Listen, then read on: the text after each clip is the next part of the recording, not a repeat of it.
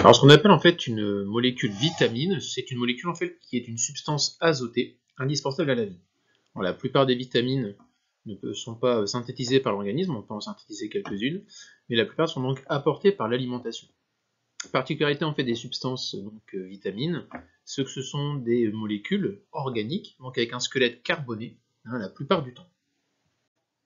Donc ces molécules de vitamines, elles ont des propriétés, des structures très différentes, vitamine A, B1, B2, B3, K, voilà. Mais on va surtout avoir comme caractéristique de les catégoriser en deux types de vitamines. On a ce qu'on appelle les vitamines liposolubles et les vitamines qu'on appelle hydrosolubles.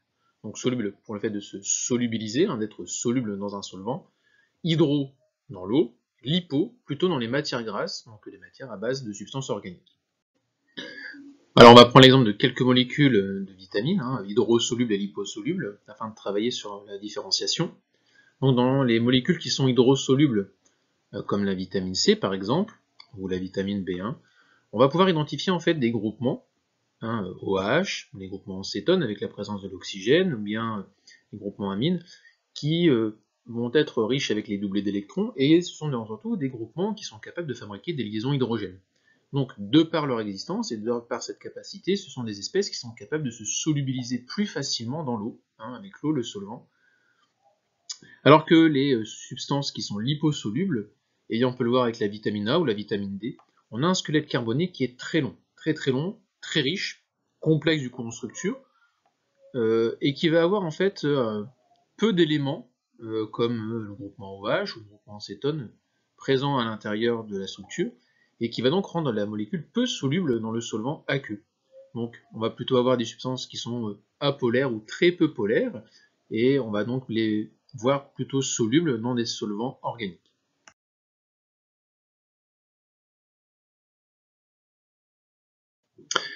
Un oligoélément, c'est donc un petit nutriment minéral qui est nécessaire à l'organisme. C'est un ion qui est présent en très petite quantité dans le corps. Alors à très grande quantité, il deviendrait toxique, mais on s'attarde essentiellement ici donc à faire ce qu'on appelle un ionogramme, donc c'est-à-dire qu'on fait une recherche de quantité de matière de ces ions. Si on fait une recherche de quantité de matière, on a donc un dosage, et donc ces ions, donc sur le ionogramme, on cherche à vérifier en fait l'équilibre qu'il y aurait entre le solvant et le milieu soluté.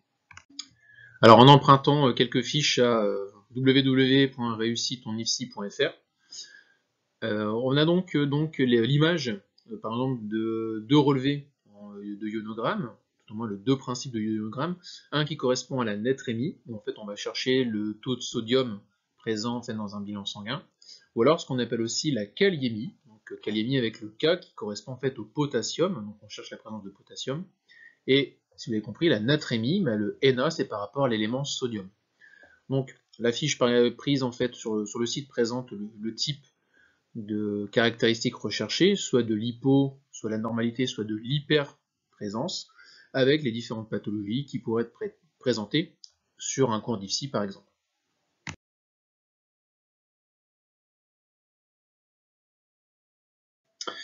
Alors les lipides, ce sont des molécules organiques insolubles dans l'eau, comme on l'a vu tout à l'heure avec la vitamine, l'hypo par rapport au gras. Elles sont plutôt solubles dans des espèces qui sont de type solvant organique. Alors on va préférer donc des solvants qui sont peu polaires, voire apolaires complètement.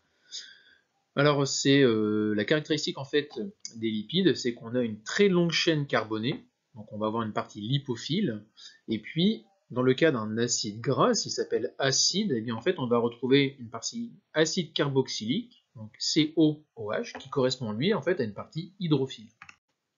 Donc un acide gras se caractérise en fait par une structure plus ou moins linéaire de longue chaîne carbonée, et puis on va avoir le groupement donc acide carboxylique, donc identifiable avec COOH.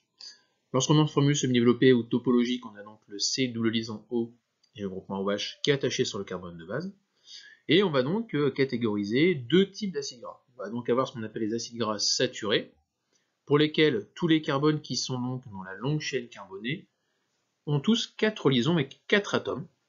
Alors on va dire 4 atomes différents, pour dire en fait que même si ça peut être encore 2 autres carbones, 2 autres hydrogènes, qu'on forme bien 4 liaisons sans revenir sur le même atome.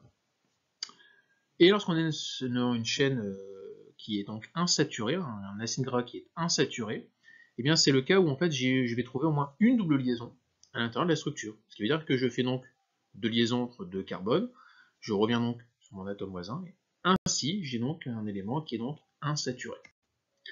Alors, les acides gras portent une particularité, comme on l'a dit tout à l'heure, c'est que comme on a la longue chaîne carbonée, on a donc une partie qui est lipophile, et puis le petit groupement, là, COOH, donc lui, c'est une partie qui est donc hydrophile. Dans le cas où je perdrais le proton, je perdrais le H, et que je viendrais donc à un élément carboxylate, CO au moins, eh bien on va donc augmenter l'hydrophilie, et comme on est donc hydrophile, eh bien en fait on pourrait imaginer, voir cette molécule en fait comme une espèce de tire-bouchon, hein, donc avec une partie qui pourrait être à la fois dans un élément lipophile et une partie qui serait donc dans du solvant aqueux avec hydrophile.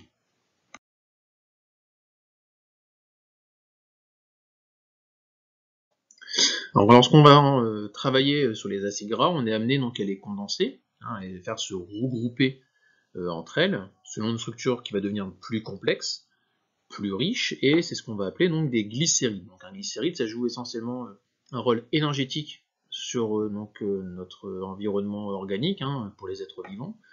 Et cette structure donc, de glycéride, nous on va travailler sur les triglycérides, ce qu'on va appeler une graisse neutre, dans lesquelles la structure va présenter donc une structure centrale qui va venir d'une autre molécule, mais pour lesquelles dessus, donc en triglycérides, on a donc été amené à greffer trois groupements, trois molécules dessus.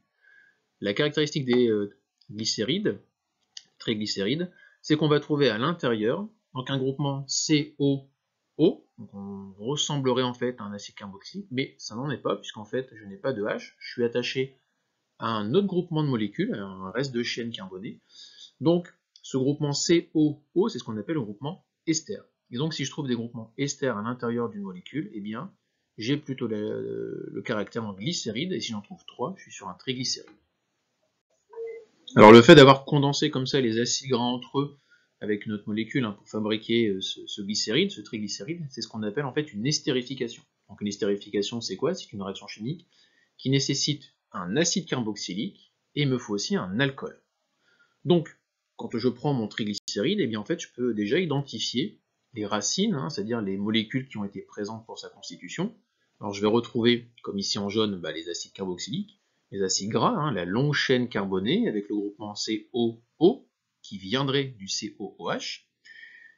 J'en trouve 3. Et puis je peux identifier un reste de molécules que je n'ai pas encore travaillé, c'est-à-dire la partie un peu centrale, la partie qui fait le lien entre ces trois branches, qui elle correspond donc à une chaîne carbonée plus courte, et dessus sur lesquels il y a des O, hein, qui seraient associés à mon ester. Et bien en fait ces éléments-là de racine, ce sont donc l'élément alcool, donc ici on aurait un triol, qui a été nécessaire à l'estérification. Donc une réaction d'estérification, au plus simple, c'est donc un acide carboxylique plus un alcool qui donne un ester. Mais quand on y regarde bien, l'ester qui est formé, eh bien en fait on a dû casser des liaisons. Donc j'ai dû casser des liaisons sur le H de l'alcool, j'ai cassé la liaison CO de mon acide carboxylique dans le groupement OH, j'ai un H, j'ai un OH, et bien ensemble ça forme donc une molécule d'eau. C'est pour ça que l'eau fait partie des produits de la réaction d'estérification. Donc s'il a fallu une estérification pour fabriquer un triglycéride, il existe aussi une réaction inverse, c'est-à-dire une réaction qui permettrait donc de détruire, de casser un triglycéride. Ça s'appelle soit une hydrolyse, lorsque je fais une réaction avec de l'eau, soit ça s'appelle une saponification si je prends en fait un élément très basique, donc on va prendre en fait le ion hydroxyde. Dans les deux cas, le fonctionnement reste le même. Je pars de mon triglycéride, sur lequel j'arrive à identifier donc mes trois groupements d'entités d'acides gras. J'ai un groupement qui est donc attaché, qui correspondrait lui donc à l'existence primaire de l'alcool. Donc si je mets 3 fois de l'eau, ou 3 fois les ions hydroxyde, eh bien je vais donc permettre de casser les 3 liaisons qui sont présentes par rapport à ma structure. J'ai un triglycéride. Donc je récupère donc les 3 branches séparées d'acide carboxylique, donc les 3 acides gras, plus, eh bien en fait la molécule d'alcool elle était attachée, donc je ne récupère qu'une seule. Si j'avais utilisé les ions hydroxyde, Et bien en fait, au lieu de récupérer l'acide carboxylique, je récupère en fait le ion carboxylate, puisque le COO- existera à cause du domaine basique.